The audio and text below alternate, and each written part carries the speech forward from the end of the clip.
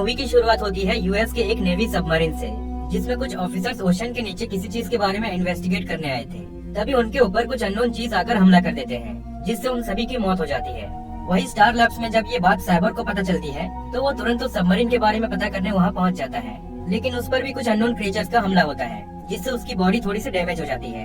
इसलिए वो किसी तरह अपनी जान बचाकर वापस आ जाता है। फिर हम देखते हैं आर्थर यानी एक्वामैन को, जो कि एक बार में होता है। वहाँ कुछ बंदों से उसका झगड़ा हो जाता है। फिर वो अकेले ही उन सबको धो डालता है। इसी बीच डॉक्टर शिन नाम का बंदा उसकी जासूसी कर रहा था।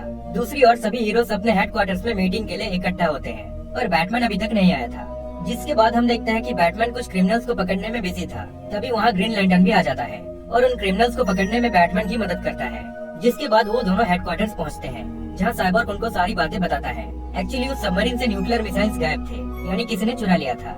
फिर साइबोर्ग एक नाइफ दिखाता है, जिससे उस पर हमला हुआ था, जिसको देखकर वंडर वुमन समझ जाती है कि ऐसे नाइफ्स तो बस एटलांटियंस ही यूज कर सकते हैं। फिर उन्हें डॉक्टर शिन के बारे में पता चलता है, जो कि एक्वामैन की जासूसी कर रहा था। एक्चुअली वो एक एटलांटिस एक्सपर्ट था और इसीलिए वो एक्वामैन की जासूसी करके उसके बारे में इंफॉर्मेशन कलेक्ट कर रहा था। फिर बैटमैन और सुपरमैन उसके पास जाने का डिसाइड करते हैं। वही एटलांटिस में हम देखते हैं कि ओशन मास्टर अपने मॉम यानी क्वीन को कहता है कि हमें वॉर के लिए तैयारी करनी चाहिए, क्योंकि इंसानों की वजह से ही हमारे किंग की मौत हुई है। पर क्वीन जानती थी कि ये इंसानों की गलती नहीं थी, इसलिए वो ओशन मास्टर को वॉर के लिए मना कर देती है और मीरा को कहती है कि मेरे दूसरे बेटे आर्थर यानी एक्वामैन को मेरे पास ले आओ, क्योंकि वही एक आखिरी उम्मीद है जो कि एटलांटिस और इंसानों के बीच शांति ला सकता है। फिर हम देखते हैं कि डॉक्टर शिन कंफर्म हो चुका था कि एक्वामैन हाफ ह्यूमन और हाफ एटलांटियन है, इसलिए वो उसके घर जाता है और उसे कहता है कि तुम्हारे डैड ने मेरे को कांटेक्ट किया था और मुझे तुमसे कुछ जरूरी बात करनी है। लेकिन तभी वहाँ पर कुछ बुरे एटलांटियंस आकर डॉक्टर शिन को मार डालते हैं। फिर वो एक्वामैन को भी मारने की कोशिश करते हैं, पर सही टाइम पर मीरा आकर उसको बचा लेती है। वही हमें पता चलता है कि ब्लैक मैंटा और ओशन मास्टर ने ही उस नेवी सबमरीन के मिसाइल्स को चुराया था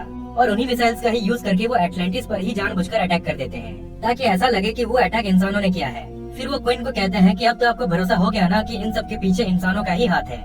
लेकिन क्वीन फिर भी उन पर विश्वास नहीं करती और उन्हें वार के लिए मना कर देती है। वही बैटमैन और सुपरमैन डॉक्टर शिन के घर पहुँचते हैं, जहाँ उन्हें एक्वामैन का एक फोटो मिलता है और उन्हें भी पता चल जाता है कि एक्वामैन हाफ एटलांटियन है। उसके बाद हम देखते हैं कि मीरा एक्वामैन को ओशन के नीचे ले आती है और उसे सारी बातें बताती है कि वो कैसे सरफेस में पैदा हुआ और उसकी मॉम यानी क्वीन प्योर एटलांटियन होने की वजह से उनको वापस एटलांटिस आना पड़ा। पर वो फिर भी एक्वामैन को बहुत प्यार करती है और वो अब चाहती है कि एक्वामैन एटलांटिस और इंसानों के बीच शांति लाए।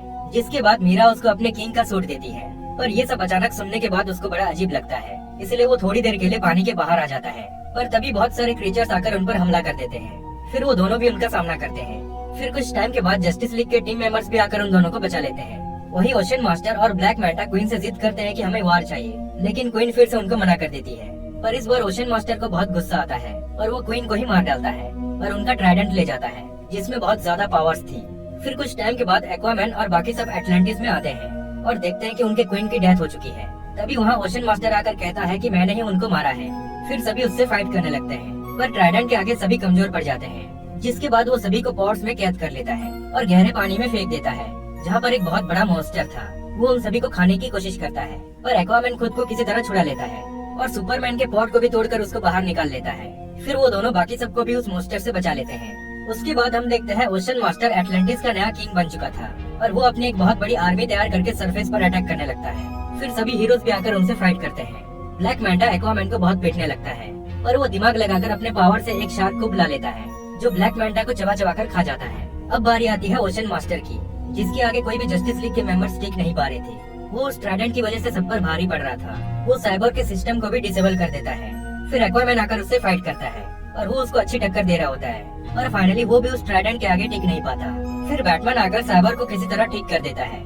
फिर साइबर सबको एक वीडियो फुटेज दिखाता है, जिसमें ओशन मास्टर ने कहा था कि उसने ही क्वीन को मारा है, जिसको देखकर सभी एटलांटियंस की आंखें खुल जाती हैं और वो समझ जाते हैं कि ओशन मास्टर ने धोखा किया था। और इसी डिस्ट्रैक्शन का फायदा उठाकर एक्वामैन उसको बहुत जोरदार पंच मारता है, जिससे वो फाइनली हार जाता है। उसके बाद एक्वामैन को एटलांटिस का नया किंग बना दिया जाता है। फिर उन्हें पता चलता है कि कुछ क्रिएचर्स दोबारा एटलांटिस की ओर बढ़ रहे हैं। फिर क्या, एक्वामैन और मीरा जाकर उन सबसे फाइट करने लगते हैं और इसी तरह ये मूवी यहीं पर एंड हो जाती है।